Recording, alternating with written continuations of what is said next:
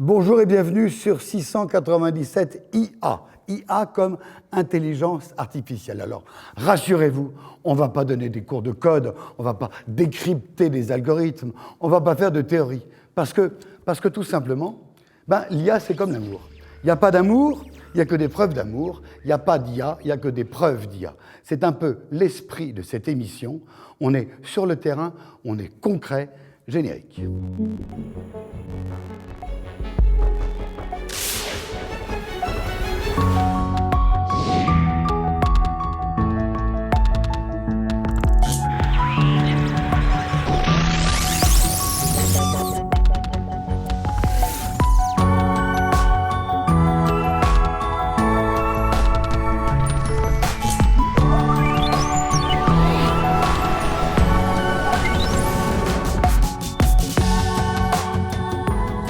Nous sommes à Chalon-sur-Saône, dans les anciennes usines Kodak, émission en public, merci d'être venus si nombreux, avec un jury, souriant mais implacable. Tout à l'heure, devant eux vont plancher 3 startups. Ils auront quelques instants pour essayer de vous convaincre. Et puis, dans cette première partie d'émission, un intervenant.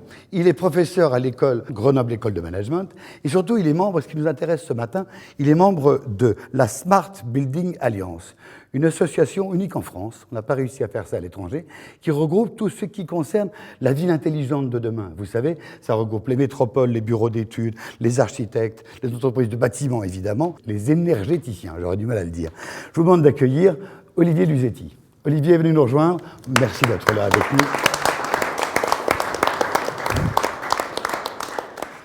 Smart Building, pour ceux qui ne parlent pas couramment anglais, le bâtiment intelligent, la ville intelligente. Ça va? Ça existe? On peut se poser la question. Justement, je ne voulais pas parler de Smart Building Alliance, je voulais parler plutôt de l'intelligence des citoyens et l'intelligence des usagers finalement de la ville et du bâtiment. Parce qu'on peut encore aujourd'hui se demander s'il y a de l'intelligence dans les bâtiments sans l'intelligence humaine. Donc c'était un petit peu l'angle d'attaque que je voulais avoir sur ce sujet. Il n'y a pas de Smart Building, il n'y a que des Smart Citizens. Exact. Et comme on dit également, dans les personnes qui s'occupent du bâtiment, il y a on appelle ça la maîtrise d'ouvrage. Et nous, on insiste sur le fait qu'il devrait y avoir la maîtrise d'usage. C'est-à-dire on devrait axer plus la ville auprès des usagers pour éviter des rejets, et on en parlera tout à l'heure, de la population. Vous avez 10-12 minutes, ça vous va? C'est parfait, c'est parfait. Donc voilà, tout le monde le sait aujourd'hui, il y a urgence. Il y a une urgence principalement climatique. 7 humains sur 10... Non, excusez-moi, 1 humain sur 7 vit dans une des 100 plus grandes villes au monde. 80% d'émissions de gaz à effet de serre est issue de la ville. 80% de la consommation énergétique est issue de la ville. De plus en plus de maladies chroniques se répandent dans les villes. Donc on voit aussi toutes les personnes qui sont sensibles aux ondes, les électrosensibles, il y en a 15% en France, ça représente près de 3 millions de personnes. Donc il y a urgence quelque part à penser citoyen au sein de la ville intelligente, pour que la ville devienne vraiment intelligente. C'était l'accroche du départ. Alors j'ai eu la chance de travailler effectivement auprès de différentes structures dans le domaine de la ville intelligente. J'ai eu l'expérience de situations difficiles, justement, où on a planté des projets, parce qu'on a foncé la ville intelligente d'en haut, on a essayé de l'imposer sur les citoyens, et on n'a pas impliqué finalement les citoyens à son juste niveau. Alors des exemples concrets, notamment qu'on a pu avoir nous sur Lyon, c'est dans des quartiers où on a essayé de mettre en place des tablettes auprès des citoyens pour qu'ils puissent maîtriser mieux leur consommation. Ça a eu quelques résultats, on va dire quelques 10% d'économie, mais pour un très faible pourcentage de personnes qui l'ont utilisé. Pour la plupart, ils l'ont rejeté parce que ça ne venait pas d'eux. Ça ne correspondait pas à un besoin. Ou en tout cas, ce n'était pas leur besoin à laquelle ils ont pu participer. On a toutes ces problématiques que l'on voit aujourd'hui dans l'actualité de ces compteurs communicants, que ce soit pour l'eau, que ce soit pour le gaz, pour l'électricité, où il y a vraiment une opposition, presque une révolte aujourd'hui, presque populaire. Donc il y a des collectifs qui se montent contre ce genre de choses. Donc je pense qu'il faut être conscient, effectivement, d'impliquer le citoyen dès le départ dans les projets d'avenir, surtout qu'il y a urgence climatique, urgence pour la santé, pour le bien-être des citoyens. Donc c'est un peu la réflexion qu'on mène aujourd'hui. Et l'idée qu'on a aussi, je fais partie d'un collectif de tiers-lieux. Alors peut-être définir le mot tiers-lieu qui est important, c'est-à-dire qu'il y a le lieu du domicile, où certaines personnes d'ailleurs travaillent. Il y a le lieu de travail, c'est-à-dire l'entreprise. Et de plus en plus, on en a 320 sur la métropole de Lyon. Le tiers-lieu, c'est un tiers, donc c'est un lieu tiers où justement les gens se retrouvent pour travailler, pour innover. Donc ça intègre à la fois le télétravail, ça intègre l'innovation, et dedans on intègre justement les grands groupes, et on revient à la Smart Building Alliance, les startups et les indépendants. Et on peut imaginer, et c'est l'objet des cours que je donne à Grenoble Economy Management, c'est de l'innovation collaborative. Olivier, on y travaille, est-ce qu'on peut aussi y vivre dans ces tiers-lieux ? Alors, dans ceux que je citais, non, mais effectivement, il peut exister dans des habitats participatifs des sortes de tiers-lieux où les gens y habitent. Il peut aussi exister des tiers-lieux où les gens se cultivent ensemble, des salles de spectacle qui peuvent être effectivement des tiers-lieux. Oui. On considère qu'ils travaillent, mais c'est sur le plan culturel. La thématique là, que j'abordais aujourd'hui, c'était principalement des lieux tiers où on peut travailler ensemble. Et comme je l'expliquais, c'est des grands groupes, des start-up, des indépendants, des usagers qui vont réinventer la ville de demain ensemble. Donc ça sera beaucoup plus participatif. On revient à la ville de demain, à la ville intelligente ? Exactement. Et donc ce qu'on peut proposer comme métaphore, comme image, bien entendu, c'est l'idée d'une télécommande unique qui nous permettrait de commander tous les services au sein d'une ville, au sein d'un bâtiment, au sein d'un ensemble de bâtiments. Attendez, donc c'est basé bien sûr sur le smartphone. J'éteins tous les lampadaires ? Voilà. Bien entendu, si on n'a pas les droits, on ne le fait pas, mais si on est le service éclairage d'une ville, pourquoi pas ? Si déjà aujourd'hui il y a les luminaires intelligents, c'est-à-dire qui s'éclairent uniquement au fur et à mesure que vous progressez, on peut imaginer s'il y a une agression quelque part que certaines zones soient plus éclairées pour permettre aux forces de l'ordre, aux caméras de pouvoir situer une zone. Ça peut être le bruit, ça peut être les odeurs, ça peut être la qualité de l'air, il y a tout un tas de capteurs. En fait, la définition, même si je n'ai pas voulu parler de Smart City, la définition de la Smart City, c'est une ville principalement avec des bâtiments équipés de capteurs, des capteurs de température, des capteurs de qualité de l'air, des capteurs, pourquoi pas d'ondes, etc. Et qui permettent donc, avec des actionneurs, etc., qui permettent d'automatiser certaines procédures. Donc cette télécommande, on peut l'imaginer comme étant... alors pourquoi j'ai parlé de la télécommande ? Parce que c'est la métaphore que je voulais mettre derrière cela. C'est pour qu'à l'image de ce qu'on a sur nos smartphones, on peut choisir les applications que l'on veut. On n'a pas à nous imposer telle ou telle application. Donc il faut que cette télécommande, elle soit ouverte, connectée et surtout interopérable. C'est-à-dire que chaque opérateur ne doit pas être propriétaire, ne doit pas s'imposer sur ma télécommande. Je peux choisir... Et quelles applis alors ? Alors, des applis très simples pour... je rentre dans un bâtiment, je veux avoir accès à un service, je veux avoir accès à une salle, je veux avoir accès je veux rencontrer quelqu'un, etc. Donc, je peux immédiatement, sur mon appli, pouvoir savoir à quel étage une salle est libre, à quel endroit je peux me réunir. Si je veux trouver une personne, souvent dans les grands immeubles, c'est pas toujours évident. Bien sûr, on peut dire, on peut lui téléphoner, mais si on veut savoir dans quelle salle il est, etc., on peut... Alors, l'idée aussi qu'il y a derrière, c'est ce qu'on appelle la technologie du mash-up. Alors c'est un mot un peu technique, mais c'est cette télécommande, elle irait chercher toutes les applications existantes. Donc elle irait chercher les agendas partagés, elle irait chercher un planning d'occupation des salles, elle irait chercher la température des salles. Donc par exemple, si le matin, dans tel endroit, à tel étage par exemple, il n'y a personne qui se réunit avant 11h, c'est peut-être pas la peine de chauffer tout l'étage dès 8h qu'on va attendre. Et en fonction, si quelqu'un a prévu d'arriver 1 heure plus tôt, automatiquement, le système de climatisation ou de chauffage peut se déclencher. D'autres services très intéressants qui peuvent être apportés dans la ville intelligente, dans le bâtiment intelligent, c'est tout ce qui on appelle les services de Safe City, hein, tout ce qui touche la sécurité. Donc c'est surtout quand on est dans des grands bâtiments, qu'on a peur de se perdre, où il y a un problème, il faut évacuer rapidement, ça va nous permettre de se repérer pour savoir plus facilement les issues de secours, même si elles sont déjà physiquement quelque part, mais ça peut aider. Pour les secours, ça peut aussi aider à savoir qui est dans le bâtiment, à quel endroit il faut le secourir et quels sont le dimensionnement des forces de secours qu'il faut mettre en place.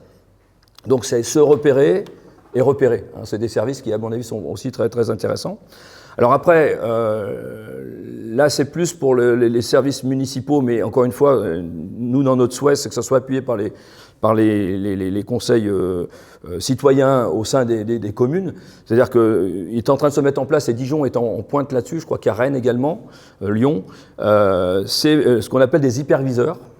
Hyperviseurs, donc ils font de l'hypervision. C'est-à-dire qu'aujourd'hui, dans une ville, il y a une vingtaine de services municipaux. Et souvent, ils sont un peu en silo, indépendants. Il y a un incendie, il y a une inondation, il y a un vol, il y a je ne sais pas quoi, il y a plein de choses qui se produisent. Il faut bloquer les parkings, il faut bloquer les rues, etc. Donc aujourd'hui, c'est un peu en silo. Et l'hyperviseur, c'est comme une application quelque part, la même sur cette télécommande, qui permet de centraliser tous les services, informer tous les services immédiatement de toute situation qui peut se passer. Et ça, c'est smart.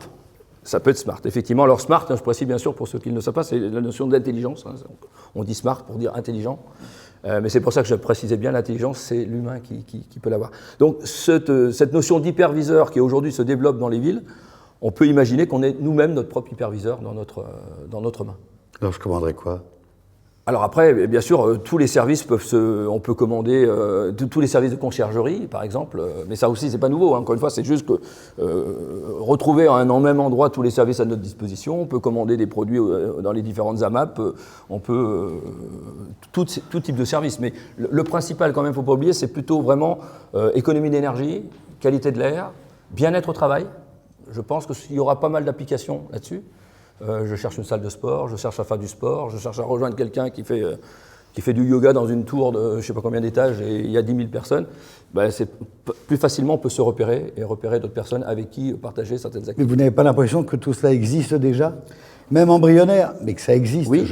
Je choisis mes applis. Il y a évidemment un directeur des services techniques de la ville qui coordonne les différents services. L'hyperviseur, il existe déjà ? Alors, l'hyperviseur tel que je viens de vous le décrire, il y a moins de 5 villes en France qui l'ont, donc il existe, mais il n'est pas quand même déployé partout. Toutes ces applications, effectivement, elles existent, mais elles sont disparates, elles sont des fois sur des systèmes propriétaires différents, il faut aller les chercher à droite, à gauche. Là, l'idée, c'est de les mettre sur une application, sur un même smartphone, qui deviendrait la télécommande de la ville. Mais derrière cette métaphore, je reprécise encore, c'est vraiment l'idée de dire le citoyen choisit ces applications. C'est très important pour que ça puisse se développer. Et derrière ça aussi, dans le même état d'esprit qu'aujourd'hui, vous devez le savoir, il y a énormément de gens qui créent eux-mêmes leurs propres applications, puis qu'après ils les posent sur les iOS là. Et ben c'est le même principe. On peut imaginer que chacun peut créer son application localement, etc., et mettre à disposition d'une commune. Et ça, c'est important de savoir que ça ne concerne pas que la ville. Ça peut concerner donc les hôpitaux, les universités, parce qu'on parle de smart hôpital. Donc dans un hôpital, c'est pareil. On a du mal des fois à se localiser. On a du mal aussi bien pour les soignants, les aidants que les malades. Donc dans les universités, c'est pareil. On peut imaginer ce genre d'application. Mais la première leçon, c'était ce que vous disiez au début, il ne faut pas imposer. Non. Ça ne sert pas, on donne des tablettes à tout le monde, ils n'en veulent pas parce qu'ils n'en ont pas besoin, il faut proposer. Il ne faut pas imposer des compteurs chez les gens, malgré qu'ils ne le veulent pas. Et on a bien vu encore récemment qu'effectivement ce genre de choses a été... Quelques mots encore ou on vous soumet au régime des questions ? Je voulais terminer peut-être sur l'avenir en fait, de ce qui va se passer aujourd'hui. Donc cette révolution qui se passe dans la ville intelligente aujourd'hui, va faire naître de nouveaux métiers. Et ça, c'est intéressant. Et j'en ai identifié 3 parmi les centaines qui arriveront, puis en plus on ne sait pas encore tous, mais parmi ces métiers, donc, il y aura l'opérateur de service, justement, celui qui va apporter tous ces services agrégés sur une même plateforme de services. Il y aura beaucoup de tiers de confiance, parce que la blockchain est une réponse, mais la blockchain est un système automatisé, un petit peu anonymisé, donc moi qui prône vraiment la mise au centre de tout, de l'humain. Donc le tiers de confiance. Parce Ce serait un notaire ou un banquier ? Ça sera un citoyen ou un collectif de citoyens, parce qu'il y a toutes les problématiques de RGPD, protection de la data, de la donnée, parce que tous ces capteurs, ils possèdent beaucoup de données. Donc si les citoyens consentent, ils ont un bénéfice, ils gagnent de l'argent.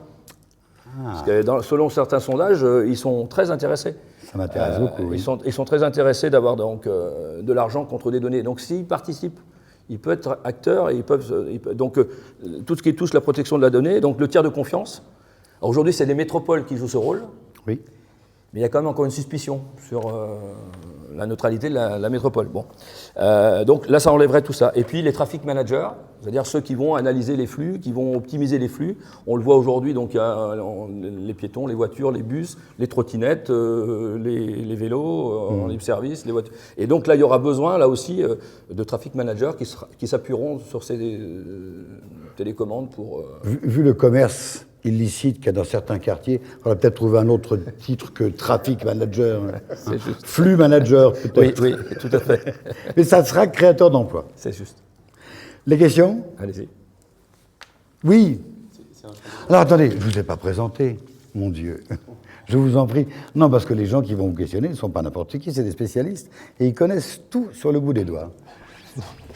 Bonjour. Comme ça met la pression. Bonjour, Vincent Lemonde, directeur technique du cluster Robotics Valley. Robotics Valley. Oui. On essaye de pousser la technologie au sein d'entreprises industrielles locales. La technologie dans l'industrie. Oui. Industrielle et locale. Voilà. Quel beau métier. Alors, on va continuer le tour de table et je vous rends la parole. Bonjour, Anne Puenavac, je représente Boostignon, incubateur de start-up locales et internationales. Incubatrice. Yes. Fabien. Bonjour, Fabien Habert, donc président d'Innobiz, un accélérateur et un incubateur aussi dans le sud Bourgogne, et aussi président d'une société Kinetti Technologies de mobilier et logiciels interactifs tactiles. Philippe. Philippe Mougel, directeur général de EMA Industrie, une des sociétés du groupe Galilée qui fabrique de la machine spéciale et automatisée, et directeur de la technologie et de l'innovation pour l'ensemble du groupe. Dans l'industrie, hein. Toujours dans l'industrie. Dans l'industrie. Et Dominique. Dominique Adria, j'accompagne des entreprises innovantes dans leur accélération, autant sur leur posture managériale et de dirigeants que sur leur business. Vous accompagnez les jeunes pousses. Exactement. Et vous les poussez à être meilleurs. Je pousse les jeunes pousses. Alors, la question qui vous brûlait les lèvres, pardon. Les Smart Cities, c'est un champ d'exploration assez important pour les startups. De quelle startup auriez-vous besoin pour booster le développement des Smart Cities ? Alors, je crois que ça, dans la continuité de ce que je viens de dire, effectivement, tout ce qui concerne les agrégateurs de différents services, parce que là, je pense qu'il y a des besoins ergonomiques importants, il y a des problèmes juridiques aussi très importants, parce que je pense que le problème numéro un sera aussi très, très juridique, en fait. L'operating system dont vous parlez, de la télécommande, il est déjà réalisé? Il y a déjà des gens qui sont sur le... c'était la métaphore, en fait. Hein, oui, d'accord. Mais il y en a besoin? Il y en a besoin, d'accord. Bien sûr. Vous dites que ça sera un problème juridique, un problème techno. Vous n'avez pas l'impression que c'est d'abord un problème politique? Quand vous dites il faut rendre le pouvoir aux citoyens, qui est leur télécommande, il n'y a pas de technologie intelligente, il n'y a que des citoyens intelligents, il faut qu'ils aient le choix. Mais vous êtes un furieux politique, mon vieux. C'est pas la techno qui nous intéresse. Il y a deux manières de voir la politique. Personnellement, je l'ai reçu comme étant le mot d'origine politis, vie de la cité. La vie de la cité. Et alors là, oui, tout je fais à de fait. la politique. Mais pas l'autre, par contre. Surtout pas l'autre. Ben oui, mais comment voulez-vous... Donc, là, mais la vie de la cité qui est reprise en main par les citoyens, je pense qu'effectivement, ces outils sont un magnifique facteur de ceci. Et il faut justement craindre de l'autre catégorie de politique pour tout faire pour nous imposer des systèmes qui n'iront pas vers cette démocratisation, vers cette reprise en main des citoyens, parce qu'ils en auraient trop peur. Les citoyens sont également les électeurs, et comme vous le dites, ils sont smart, ils sont intelligents. Philippe. Comment ne pas exclure une certaine catégorie de la population en axant le relationnel uniquement sur, enfin pas uniquement, mais beaucoup sur la technique? J'entends, et c'est une très bonne question, et là-dessus on y est très sensible, c'est pour ça qu'on parle de tiers-lieux. Oui. Et je n'ai pas précisé, mais on va même labelliser des tiers-lieux solidaires, parce qu'on considère qu'effectivement on peut accueillir tout type de public, et surtout les publics, on va dire, qui sont dans la fracture numérique. Oui. Et le tiers-lieu est le lieu propice à cela, parce que ce n'est pas chez eux qu'on ira, ce n'est pas dans les entreprises, puisqu'ils n'ont pas d'emploi, ils n'ont pas forcément de lien avec les entreprises. Donc le tiers-lieu sera le lieu d'accueil. Et on imagine même des tiers-lieux dans les associations type ONG. Donc on travaille là-dessus, notamment sur Lyon, pour justement. Et je suis même convaincu, alors là pour le coup c'est ma conviction personnelle, qu'effectivement ces personnes-là sont très très pertinentes pour imaginer la ville dont ils ont besoin. Ils ont tant besoin, oui. Et dans lesquelles on les a un petit peu oubliés. Oui. Dans leur service de base. Voilà, c'est bien et là, ça sera vraiment une ville intelligente, quand on aura intégré tout type de personnes, tout type de besoins, et pas seulement ceux d'en haut qui ne voient que leurs propres besoins. Dominique Moi, je trouve effectivement la perspective de toute façon inéluctable et aussi intéressante. C'est vrai que qui dit grande ville dit pollution, dit besoin de végétalisation, besoin de lien social. Donc je pense que vous avez beaucoup parlé de lien social, mais peut-être en matière de grande direction contre la pollution, contre l'hyper-circulation, la densification des villes. Est-ce que les citoyens, eux aussi, ont des choses à dire? Parce que je pense qu'il y a, comme dit Jérôme, quelque chose comme de l'investissement public. Alors, oui, il y aura toujours de l'investissement public, mais s'il y a un fort investissement citoyen, les choses seront facilitées. Oui, enfin, c'est pas eux qui font les métros et les lignes de bus. Oui. Mais c'est quand même eux qui agissent sur un choix, métro ou tram par exemple, c'est quand même le citoyen oui, qui en fait, peut c'est un groupe influer d'influence. politique. Ça peut être intéressant. Voilà. Je vais voir s'il y a des questions dans le public. Oui, jeune homme, bonjour. Quel est votre prénom? Quentin, Quentin. Quel âge? 14 ans. Votre question? Pourquoi il y aurait que les villes et pas les villages intelligents aussi?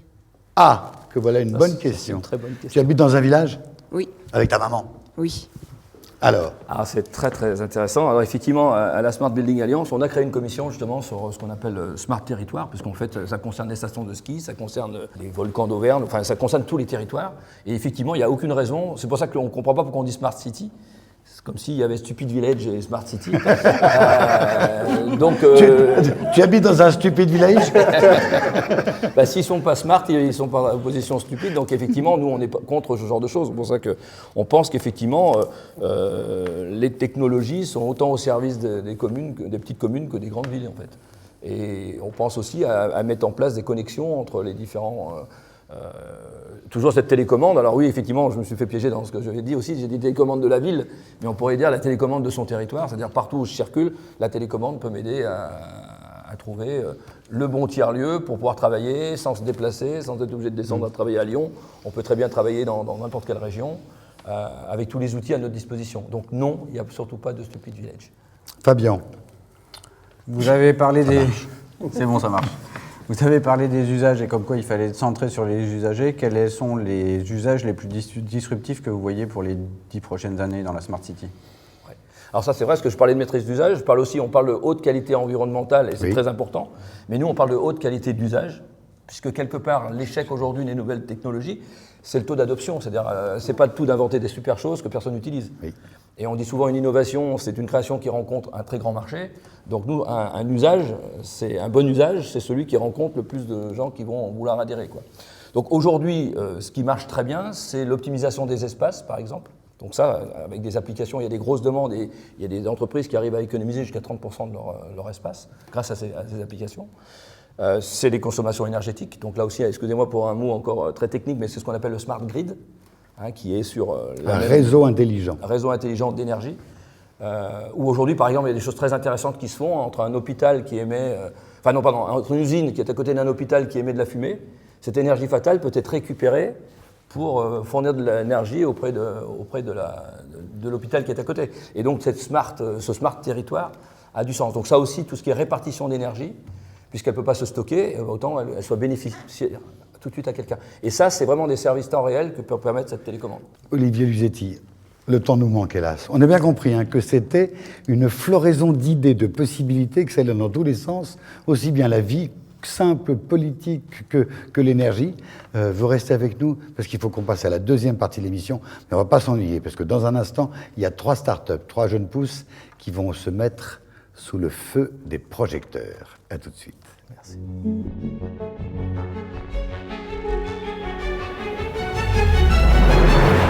Deuxième partie de l'émission, vous connaissez le procédé. 3 startups, 3 jeunes pousses qui ont 3 minutes pour convaincre devant un jury, souriant, implacable, mais professionnel. Au fait, comme tous les mois, les résultats du mois précédent, ça n'a pas été simple, parce que le jury est très divisé sur 2 startups. Et vous, le public, parce que vous devez, et vous avez voté, vous étiez dans le même cas. 2 startups arrivent en tête toutes les 2 à quelques points de différence. Donc on a décidé que les gagnants étaient à la fois jury et à la fois grand public. C'est Quentin Vous vous rappelez de Quentin Ancry et de Rida Bourgi? Ils avaient fait Robovision France. C'est une canne connectée, une canne intelligente pour les aveugles, pour les malvoyants. Ça, c'est le premier gagnant. On pourrait presque dire ex aequo, puisque vous étiez tous d'accord avec le grand public, avec Leslie Marel, qui faisait Biomarel. Là, c'est une assistance pour les handicapés moteurs. Tout un système d'assistance, là aussi avec beaucoup d'électronique et beaucoup de connectés. Mais au fait, Philippe, qu'est-ce qu'ils gagnent ou qu'est-ce qu'ils vont gagner, puisque pour le moment, ils ne sont que présélectionnés. C'est un prix qui vous ressemble. En fait, c'est un peu un prix à votre image. À l'image de Galilée, c'est du sur-mesure. Oui, alors ce qu'ils gagnent, outre un prêt d'honneur...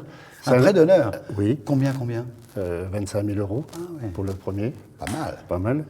Ils gagnent surtout un accompagnement d'industriels. En fait, le groupe Galilée, c'est un groupe de 24 sociétés industrielles, a pris l'option de mentorer, d'accompagner des jeunes start-up. Alors pour nous, c'est une fenêtre sur la jeunesse, tournée sur l'avenir, sur l'innovation. C'est une formidable source de connaissances, de progrès pour nous. Mais voilà, nous, ce qu'on propose surtout, c'est d'accompagner de façon industrielle tous ces jeunes. Très concret. Vous êtes sur le terrain, vous savez ce que c'est que l'industrie. Vos conseils seront précieux, concrets et précis. Clairement. Alors, on va accueillir le premier candidat. Vous l'écoutez, 3 minutes. Vous lui posez toutes les questions et vous décidez ensuite. Je rappelle que vous, téléspectateurs, vous pouvez et vous devez voter sur 697 IA, le code Internet, vous le connaissez par cœur.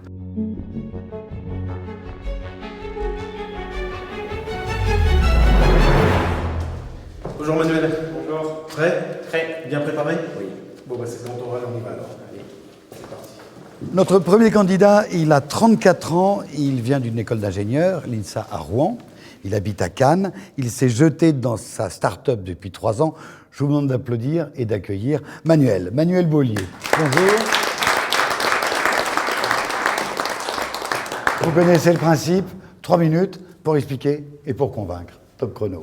Bonjour, donc je suis Manuel Beaulier, un des cofondateurs de la société TESIC. Je vous remercie de m'accueillir sur ce plateau afin de vous permettre de nous présenter notre société TESIC, mais aussi notre ambition d'entreprise, qui est de permettre l'accès de tous, pour tous et à tout moment, à une eau de qualité. L'accès à l'eau est un droit fondamental, et bien que les Nations Unies l'aient inscrit comme objectif prioritaire, aujourd'hui près d'un quart de la population mondiale, donc 2 milliards d'habitants, utilisent une source d'eau contaminée. Notre solution, notre projet, traiter l'eau au point d'usage, c'est-à-dire schématiquement au moment et à l'endroit où on le consomme, au robinet. C'est pourquoi nous avons créé TESIC en 2016, en créant Uvoji, le premier réacteur de désinfection d'eau français, breveté, utilisant la technologie LED UV, étant une véritable rupture technologique dans le monde du traitement d'eau.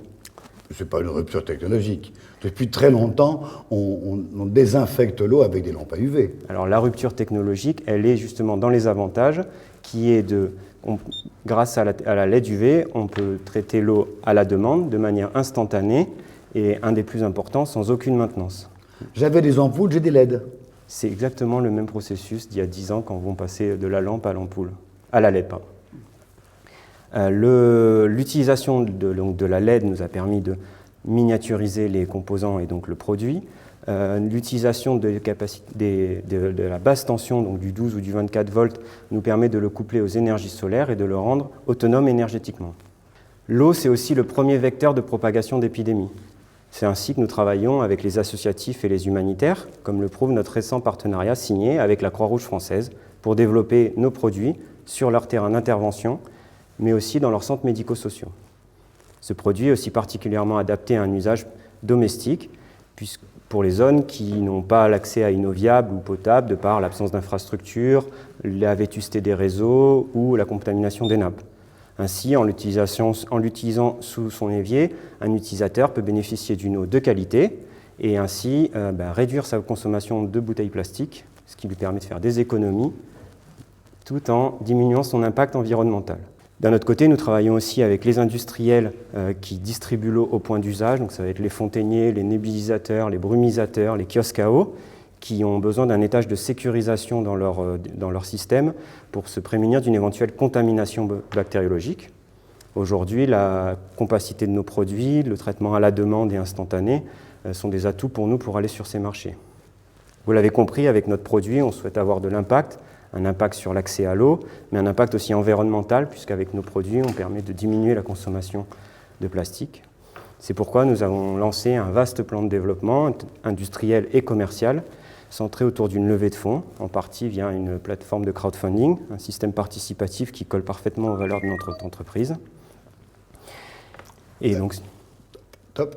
Désolé, on dit 3 minutes, c'est 3 minutes pour tout le monde. Hein. Car vous avez un petit peu débordé. Juste avant que le jury ne vous pose des questions, quelques considérations techniques.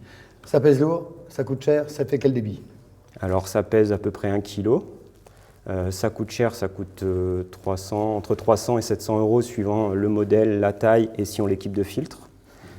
Un ratio à ramener aussi avec la consommation de plastique de bouteilles des gens, qui est aux alentours de peut-être 700-800 euros par an, mais on ne s'en rend pas compte. Le débit? Et alors on monte jusqu'à 0,5 m3 et on va d'ici la fin de l'année arriver au mètre cube ou 2 m3. Et pour avoir 500 litres d'eau à l'heure, combien de watts? 70 watts. Une vieille ampoule, une grosse ampoule. Une vieille ampoule, sauf que là vraiment c'est quand l'eau elle passe, ça s'allume, quand l'eau passe plus, ça s'éteint. Donc il faut voir que dans une journée, imaginez-vous le temps que vous utilisez un grand robinet, quoi. Pardon de vous avoir pris la parole. Chers membres du jury, qui veut...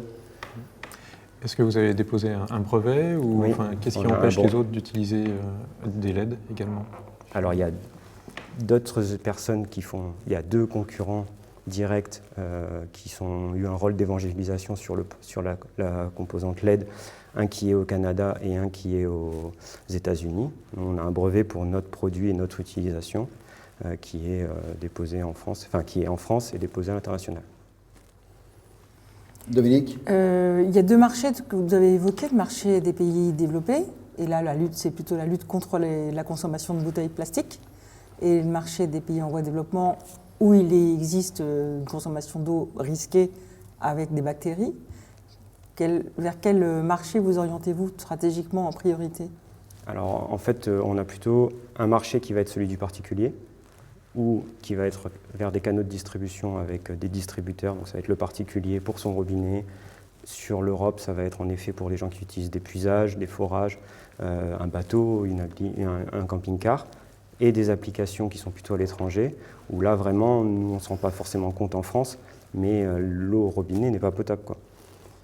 Et après, le deuxième canal, c'est plutôt le B2B, avec, comme je disais, les distributeurs sur lesquels on va attaquer en direct. Et on a aussi, bien sûr, l'ONG.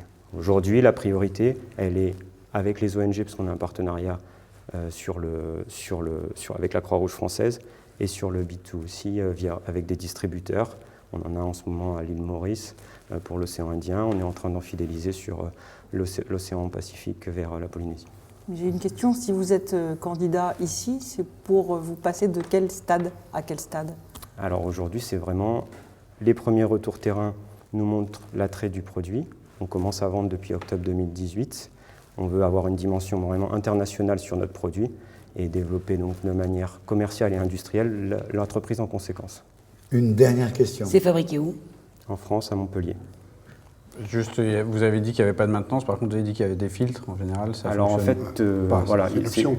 En fait, voilà, la technologie, elle tue tout ce qui est bactéries, micro-organismes, donc ça va être les bactéries, les virus, les spores, etc. Maintenant, si vous prenez une eau de forage, vous allez avoir des particules, des odeurs, des goûts. Ça, c'est de la filtration qui est classique, voilà, c'est ça. Charbon actif ou filtre? Exactement. Donc après, nous, on les met. On a une cartouche 2 en 1 qui permet de traiter ça, quoi.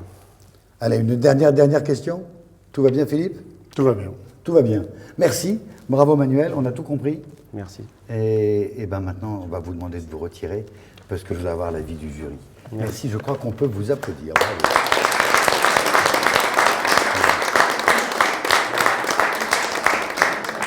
Alors, sans préjuger de votre vote final, impression à chaud. Philippe?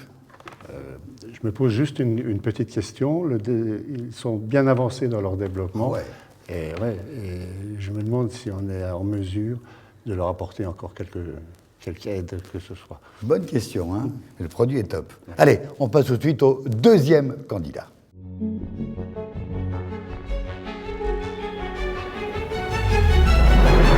Bonjour Philippe. Bonjour. Fin prêt? Fin prêt. Bon, bah, faut pas oublier le drone pour la démonstration, on y va? On y va. Allez, c'est parti. Deuxième start-up à plancher sous le feu des projecteurs, et il s'appelle Philippe Crochat. C'est un jeune homme, enfin, un homme qui a su rester jeune, vous allez voir pourquoi. Il a 42 ans, il était salarié. Et puis, il y a 3 ans, il s'est dit, allez, je me jette à l'eau, et il a fondé sa petite entreprise qui s'appelle Anemos Technologies. Sa formation d'ingénieur à l'École supérieure d'électronique de Paris. Vous voyez que ça mène à tout. Philippe Crochat, venez nous rejoindre, s'il vous plaît. Je vous présente notre drone. Ça, un drone? C'est un drone bien particulier. Un drone qui a la particularité d'avoir une motorisation en bout de pale. J'y reviens. Oui. Vous connaissez tous le marché du drone, mais le marché du drone aujourd'hui a un énorme problème. C'est que l'autonomie est limitée à 20 minutes, 20-25 minutes. Ça va bien pour un usage de loisir ou pour un usage semi-professionnel de prise de vue aérienne. Par contre, ça pose un réel problème pour un usage professionnel. Imaginez un ouvrier qui soit obligé de s'arrêter toutes les 20-25 minutes pour prendre sa pause déjeuner. Alors, comment se fait-il qu'on y arrive? Comment ça marche? Ce drone, comme je vous ai dit, a la particularité d'avoir des moteurs en bout de pale, ce qui permet un gain de masse qui est très conséquent. Ce drone-ci pèse 200 grammes, alors qu'un drone équivalent du marché pèse au bas mot 500-600 grammes. Oui. Ça tourne tout le temps, ça tourne. Non, il me semble. Et très bonne si question. j'ai ma caméra en dessous, ça va un petit peu perturber les téléspectateurs, ça va tourner sans arrêt. Très bonne question. Oui, on vous présente une technologie. C'est un drone qui est à vocation pédagogique, ce n'est pas le drone qu'on commercialise, bien entendu. Celui qu'on commercialise vraiment fait plus de 2 mètres de diamètre. Ah oui. Et encore, vous faites bien de le mentionner, on ne commercialise pas de drone, on commercialise une technologie qui peut s'adapter à plusieurs types de charges utiles. L'autre particularité, c'est qu'on a un gain en autonomie, mais on a aussi un gain en force de levage. Ça peut être un compromis entre les deux, suivant le besoin du marché. Une aide pour le drone. C'est une aide pour le drone. Il fait son boulot, ça. Oui. Et puis vous le soutenez un peu. Exactement. Nous, c'est une voilure tournante qui va assurer une force de portance. Point, barre. Mais cette force de portance peut porter pendant beaucoup plus longtemps qu'une technologie classique. Cette technologie a une longue histoire, une histoire qui date de 1914 et qui, à l'époque, avait du mal à éclore parce qu'on n'avait pas les moyens technologiques en termes d'électronique, en automatique et en termes de matériaux composites qu'on a aujourd'hui. Maintenant, grâce à l'électronique, on arrive à une sorte de miracle qui est au moins un doublement de l'autonomie des drones. On passe de 20-25 minutes à plus d'1 heure. Les premiers essais qu'on a faits sont d'un vol de plus de 45 minutes, quasiment 1 heure. Le temps est écoulé. Question très rapide. Votre modèle fait 2 mètres? Oui, très bonne question. En fait, on peut cuisiner notre technologie à toutes les sauces. Ce modèle fait 60 cm de diamètre. On a un modèle de 2 mètres de diamètre, on en a un autre de plus de 4 mètres. On n'est pas limité grâce à cette technologie. On peut avoir tout à fait un modèle de 10, 15, 20 mètres de diamètre si jamais on avait un besoin de très forte force de levage. J'ai un copain qui planche sur le taxi volant. Il a un problème de portance, ça pourrait l'aider. Tout à fait. Il fait son boulot dans son coin et il y a un petit truc en plus. Tout à fait. En fait, c'est une onde antigravitationnelle, votre truc. Merci en tout cas d'avoir tenu le timing. Les 3 minutes sont à peine dépassées. Des réactions, des questions. Philippe. Oui, une question. Où on en est au niveau de la législation du vol, en fait? Manifestement, je vois beaucoup d'intérêt industriel à ce drone. Maintenant, la question législative doit se poser. Oui, tout à fait, elle se pose, mais la législation évolue dans le bon sens. En sens où on va de plus en plus, et ça va de pair avec l'intelligence artificielle, on va de plus en plus vers des vols autonomes. Non seulement aujourd'hui, les vols autonomes ne sont pas permis, demain ils le seront, et ça sera peut-être même éventuellement une obligation dans quelques années, d'avoir des vols autonomes. Pourquoi? Parce qu'un ordinateur de bord est plus fiable qu'un être humain. Moi je voulais demander, en cas de panne d'hélice, qu'est-ce qui se passe? Oui, merci de poser la question. En cas de panne d'hélice, en fait, il y a les 2 autres moteurs qui prennent le relais naturellement. Il n'y a aucune communication compliquée entre eux, mais c'est simplement que chacune des pales est indépendante. C'est-à-dire que si on a une qui tombe en panne, ça continuera à voler, même avec un seul moteur sur les 3. On a fait même un essai où on a décroché une pale, on l'a laissée battre dans l'air, elle était juste rattachée par ses fils électriques. Donc autant vous dire qu'on pensait que ça n'allait vraiment pas fonctionner, ça volait quand même. Ce modèle-là, il soulève combien? Et votre modèle de 2 mètres, il soulève combien? On a une courbe qui est vraiment exponentielle en fonction de la taille du drone. Plus la taille du drone est importante, plus les gains espérés seront importants. Ici, sur ce petit drone, sa vocation pédagogique, les gains sont minimes, ils sont existants mais petits. Sur un drone de 2 mètres, on a un gain en x2 en termes d'autonomie et de force de levage, au minimum. Mais en poids. x2 en poids, c'est-à-dire que... Vous me soulagez de combien? Eh bien, combien voulez-vous qu'on vous soulage? On fera une voilure aussi grande que vous désirez. Je voudrais 10 kilos. 10 kilos? Parce que je travaille chez Amazon, faut pas le dire, le poids moyen des colis que voudrait livrer monsieur qui vous savez, c'est 10 kilos. 10 kilos 10 kilos, c'est 4 mètres. 4 mètres de diamètre. Pour un drone de 5 kilos. Ça, c'est la bonne nouvelle. Une question? Si vous vendez une technologie, finalement, quels sont vos clients et prospects? Le marché est tellement vaste que les clients potentiels sont vraiment variés. L'armée, la sécurité civile, l'inspection de la vie sauvage, en fait, toutes les applications nécessitant une automatisation accrue et une autonomie accrue. Et aujourd'hui, donc, vous avez déjà des cycles de vente initiés? On a des cycles de vente, en début de cycle de vente, oui, avec certains acteurs, je ne peux pas nommer, qui sont sous NDA. Bon. Qui commence par un A et qui se finissent par zone. On ne peut pas en parler. Voilà, tout va bien. Est-ce qu'il y a des questions en bientôt. public? Oui, monsieur. Je vous en prie. Parlez bien du micro. Merci. En fait, on en est proche. Merci pour la synthèse et la qualité de la présentation. Je me demandais, c'est pas que je sois favorable, mais si vous avez réfléchi aux applications militaires. Bien sûr, bien sûr. Certains de nos prospects sont des prospects dans le domaine militaire. Il ne faut pas le regretter. Oui, ah non. C'est la défense. C'est la défense. Non, non. La sécurité. La sécurité, c'est un immense marché. Immense. Dominique, je vous vois très souriante, épatée par ce toujours jeune homme. Moi, j'adore les histoires de reconversion de salariés vers l'entrepreneuriat, surtout quand elles sont successful, comme on dit en anglais.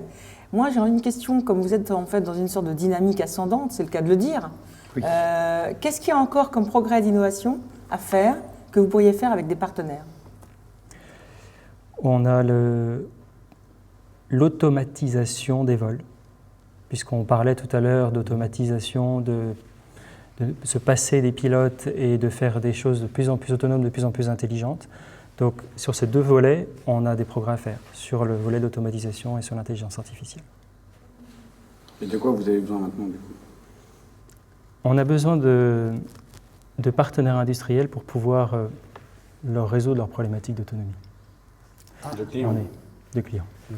Des partenaires industriels, vous êtes plutôt bien tombé. L'environnement est plutôt favorable ici, je voulais dire que ça. D'autres questions? Ben, merci Philippe, et bonne chance et bon vol. Tenez, je vous rends le modèle pédagogique. Merci. Si jamais...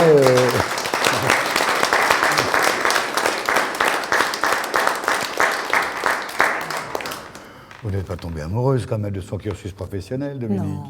Non. Non. Réaction à chaud. Le produit lui-même et l'homme. Belle histoire? Belle histoire d'homme, oui. Marché gigantesque. Énorme marché, mon Dieu, mes aïeux. Bon, on en reparle. Hein. D'abord, on fait le point avec le 3e candidat, tout de suite.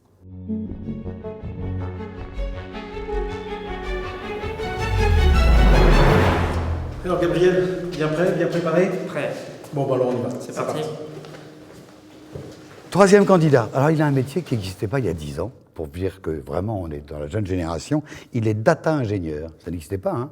Il a 22 ans, il est ingénieur en alternance à Polytech Sorbonne et il se propose, alors il va nous expliquer mieux le produit, un système pour contrôler, industriel, ça va vous plaire, pour contrôler la qualité des produits, grâce à l'intelligence artificielle, contrôler et même prédire la qualité des produits. J'en dis pas plus, je vous demande d'accueillir Gabriel Henry. Gabriel, venez nous rejoindre. 3 minutes, pas une seconde de plus. Bonjour, je m'appelle Gabriel Henry, je suis donc data engineer à Dataswati. Notre métier, c'est de faire de la prédiction de qualité pour les processus industriels.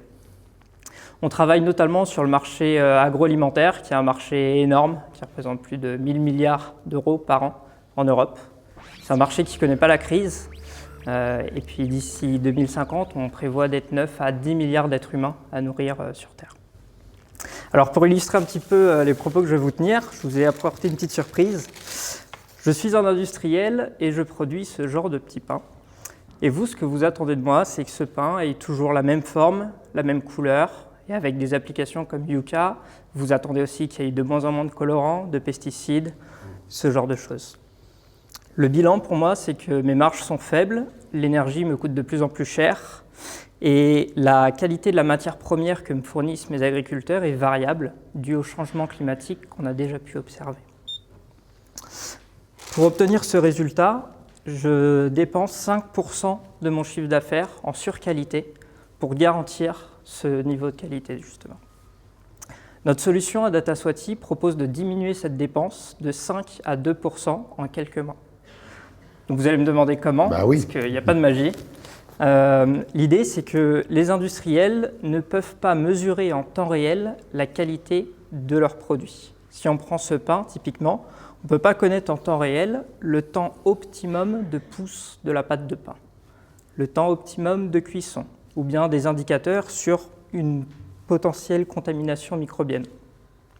Notre métier, notre solution, c'est d'apporter ces informations plus tôt aux industriels afin qu'ils puissent optimiser leurs process et générer des gains économiques, énergétiques, tout type de gains. Aujourd'hui, notre produit est prêt, il a fait ses preuves, mais le problème, c'est que piloter une industrie via des prédictions, ça reste un changement très fort, si ce n'est disruptif même pour les industriels, qui ont du mal à prendre le pas. Ce dont on a besoin aujourd'hui, c'est vraiment d'aller à la rencontre de ces industriels, de leur expliquer ce que je viens de vous présenter et de les accompagner dans ce changement à travers de la formation ou même, et c'est mon métier, le diagnostic de leurs données. Est-ce qu'ils sont prêts à utiliser et à recevoir notre produit? Voilà. 2h30, on a plein de questions à vous poser. Qui commence? Monsieur l'industriel? Oui, vous savez qu'au cœur de 697 IA, on a un incubateur, forcément, et un doctorant. On vient de signer un contrat CIFRE pour un jeune doctorant, et son sujet d'étude, c'est ça. Et c'est ça sur les outils d'une des sociétés du groupe, Escoffier, qui fabrique des outils de roulage. Et on cherche à connaître, à prédire la durée de vie des outils et à améliorer la durée de vie des outils. C'est exactement ce qu'on fait, utiliser justement ces informations pour apporter ces indicateurs. Il y a encore beaucoup de recherches à faire. Je me décide moi-même d'ailleurs à poursuivre sur une thèse CIFRE avec DataSwati. Plus là sur une valeur qui nous tient à cœur, c'est toute la valeur écologique, apporter des profits aussi écologiques qu'économiques. Évidemment. Mais ça veut dire qu'il faut travailler les data en amont. Prenons l'exemple du pain que vous preniez, c'est avant même que la farine n'arrive, ou quand elle arrive, regardez quel va être le temps de cuisson. Ça suppose un savoir-faire formidable de boulanger et d'industriel. Exactement, c'est une coopération tant avec les industriels qui ont un cœur de métier et qui connaissent leur process, et nous, un côté data. On va avoir non seulement l'étude de leurs données personnelles, mais des données environnementales, la météo qu'il y a eu pour des agriculteurs ou ce genre de choses. Vincent? Dominique? Si je comprends bien, il y a une partie éducation de vos clients. Exactement. En quoi consiste votre offre exactement? Comment vous la structurez? Alors, au départ, notre offre consistait simplement à apporter notre produit et cette prédiction. Mais on s'est très vite rendu compte que le marché n'était pas encore assez mature. Et il y a besoin d'accompagner les industriels dans ce changement. On l'accompagne en 2 points. Le premier point, c'est une formation qu'on fait à différents types de publics. On va s'adapter, expliquer les use cases de l'IA dans l'industrie, qu'est-ce qu'elle fait, qu'est-ce qu'elle ne fait pas. Et puis un deuxième point, la diagnostic de leurs données, c'est-à-dire est-ce que les données qu'ils ont actuellement dans leur industrie permettent la prédiction de cet indicateur. Si rapidement on voit qu'on ne permet pas la prédiction, on n'a pas à s'engager directement et aller partir faire de l'intelligence artificielle. Il y a déjà un travail en amont à faire sur les datas, sur leur mise à disposition, etc. Et vous n'allez pas jusqu'à l'appareillage du processus industriel pour la remontée de données, l'acquisition et le traitement des données? Alors non, on ne va pas jusque-là, ça, on a des partenaires qui le font très bien. On utilise aussi tout l'écosystème des industriels, essayer de remonter leurs informations avec leurs outils. Un industriel a déjà plein d'écrans de supervision, il n'a pas besoin d'une solution supplémentaire. Donc l'idée, c'est vraiment de s'intégrer dans l'écosystème. Pour la boulangerie industrielle, je suis bien d'accord, ce n'est pas toujours le cas. Et vous avez déjà identifié en tout cas les industries qui sont mûres, qui ont en tout cas ce niveau de qualité de données agrégées? Alors oui, nous historiquement on vient plutôt du monde de la cimenterie et des eaux usées. On a identifié le marché de l'agroalimentaire qui est, comme je vous l'ai dit, énorme. Et en client, en tout cas sur l'agroalimentaire, on peut parler de l'eau, du lait, avec des risques de contamination. Et là, la valeur n'a plus de prix sur le sensibiliser et prédire la contamination. Et on peut parler aussi de fromage ou de malterie. Exact, parce qu'en fait, eux, ils sont habitués à guérir plutôt qu'à prévenir. Donc ça révolutionne la façon, effectivement, d'adresser, de gérer leurs prods. Ouais. Dominique? Est-ce que, comme vous avez évoqué Yuka, il y a un aspect social, de création de communauté, d'embarquer le grand public dans votre stratégie? Alors, pour l'instant, on est vraiment sur de l'industriel. Au-delà des formations qu'on apporte aux industriels, il y a aussi, nos fondateurs font des formations en école pour préparer justement les nouvelles générations à ces métiers, à l'IA. Qu'est-ce qu'on présentait justement et ouvrir les portes aux jeunes qui rentrent dans le monde de l'IA. Vous êtes combien aujourd'hui? On est une dizaine. Combien de cas d'usage, combien de scénarios vous avez réalisés? Exactement, je ne saurais pas vous dire. Pour l'agroalimentaire, ceux que je vous ai cités ont été réalisés, donc au lait, malterie et fromage. Et puis on peut citer précédemment les eaux usées et le ciment. Donc, votre entreprise DataSwati, à quel âge? Elle a 3 ans. Quel chiffre d'affaires du coup? Le chiffre d'affaires, je ne l'aurai pas en tête. Okay. Votre rôle? Moi, je suis data engineer, donc je suis en fait l'interface entre l'industriel et les data scientists qui développent l'intelligence artificielle. Et vous êtes le seul? Je suis actuellement seul et on recherche aussi à agrandir nos équipes, tant sur de la data engineering que sur de la data science. Votre prochaine étape dans la croissance, c'est quoi? C'est vraiment d'amener à maturité les industriels pour qu'ils comprennent l'enjeu de notre outil. Voilà, le pilotage par la prédiction, c'est vraiment quelque chose de tout nouveau qui n'est pas fait encore. Il faut apporter les industriels à cette solution. Allez, une dernière question, parce qu'on va y voir sur le temps. Tout va bien? J'ai la chance de connaître un petit peu DataSwati et effectivement, j'essaye de faire l'intermédiaire entre des industriels un petit peu loin de cette compréhension et ces solutions innovantes. Donc je suis déjà un peu conquis. Déjà un peu conquis, hein, vous le connaissiez un petit peu. Merci Gabriel. Merci à vous. Merci pour le temps, les questions sont simples, les réponses sont parfaites. Formidable, on peut vous applaudir. Bravo. Je vous en prie. Parce que j'ai besoin d'un peu d'intimité pour connaître les réactions à chaud. Vous avez l'impression que je vous vois conquis. Ah oui, très bon sujet. C'est tout à fait dans le cœur de notre activité, en tout cas sur l'innovation, c'est clair. Moi, j'aime bien le côté multidimensionnel, formation et participation à la fabrication. Et le prédictif également me séduit beaucoup. Bon, je ne vous demande pas parce que vous êtes un peu jugé parti hein, sur ce coup-là. Mais voilà, bon, c'est déjà la fin de cette émission. Le jury, dans un instant, va se réunir pour déterminer parmi les 3 startups qu'on vient de voir quels sont le gagnant, quel est celui qui est. Mais vous n'êtes pas le seul à voter, vous n'êtes pas le seul à élire, parce que vous qui nous regardez, les téléspectateurs, on a besoin de votre vote. C'est très simple, il suffit de faire 697 IA. On a besoin de vous, de votre participation. Quelle est d'après vous la startup, la jeune pousse qu'on a vue, plancher aujourd'hui, qui mérite le plus d'avoir un petit coup de pouce, un petit booster. Et puis profitez-en. Si vous voulez, participez à l'émission. En gros, avoir la chance, non pas seulement de participer à l'émission, mais de rencontrer toutes ces start-up derrière et les membres du jury. Parce que mine de rien, ce qui se passe hors antenne est aussi intéressant que ce qui se passe à l'antenne.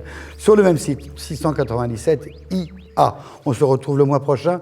On voudrait dire plein de merci à tout le monde. Il y a plein de gens formidables qui travaillent autour de ce micro-organisme, de cet écosystème formidable et généreux. On voulait les remercier tous. On a inventé un truc génial, ça s'appelle le générique. Au mois prochain, bye bye. Je dirais à une start-up comme la mienne qui souhaiterait venir se présenter qu'il n'a vraiment rien à perdre à venir ici. Qu'il a tout à gagner parce que c'est une expérience qui sera de toute façon enrichissante. Super, des projets vraiment intéressants. Que l'émission, vraiment, elle est gagnée par la bonne humeur. Une émission très intéressante. C'était une super expérience, autant professionnelle que personnelle. Les 3 personnes qui sont venues, c'était vachement intéressant. Ça a permis de découvrir tous les enjeux économiques, industriels. Et ouais, franchement, j'ai bien aimé. Vraiment très intéressante, aussi bien sur la première partie que sur la deuxième partie. Donc, je suis venu à cette émission parce que j'étais curieux de voir ce qui pouvait être proposé comme parmi les startups dans l'industrie 4.0. C'est vraiment ce qu'on cherche, c'est vraiment ce qu'on veut voir. J'ai trouvé ça assez intéressant de voir les porteurs de projets et l'intervenant aussi. Dans tous les cas, c'est que du positif. J'ai trouvé cette journée à la fois instructive, intéressante, mais aussi un peu décapante quand même. Je dirais à notre entreprise de venir sans hésiter, on est très bien reçus et c'est une très belle expérience. J'ai appris pas mal de trucs et j'ai trouvé ça cool. Ah, j'ai bien aimé, c'était cool. Moi j'adore. Super.